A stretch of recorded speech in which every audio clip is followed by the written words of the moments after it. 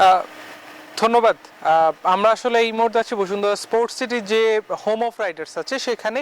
আজকে কিন্তু ডিপিএল এর উদ্বোধনী ম্যাচটি এখানে শুরু হওয়ার কথা ছিল বেলা 9টা বাজে, কিন্তু বৃষ্টির কারণে রান আপের জায়গা কিছুটা ভেজে থাকায় এখন পর্যন্ত কিন্তু ম্যাচটি মাঠে গড়ায়নি। এছাড়া তবে এর মাঝেই কিন্তু ডিপিএল এর উদ্বোধনী অনুষ্ঠানটি হয়েছে। এখানে গ্রাউন্ডস কমিটির যিনি চেয়ারম্যান আছেন তিনি সেই জায়গাটায় এসে কথা বলেছেন সাংবাদিকদের সঙ্গে। সেই সঙ্গে কিছুক্ষণের মধ্যে বিসিবির সভাপতি তামিম ইকবালেরও এখানে আসার কথা তিনি আমাদেরকে জানিয়েছেন। আবাহনী এবং ঢাকা লেপার্ডসের এই ম্যাচটি ধারণা করা হচ্ছে কিছুক্ষণের মধ্যেই শুরু হবে।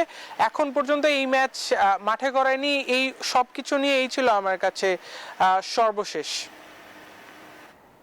আপনাকে ধন্যবাদ। যুক্তরাষ্ট্রের এক নম্বর জিম চেইন গোল্ড জিম এখন আবারও বাংলাদেশে।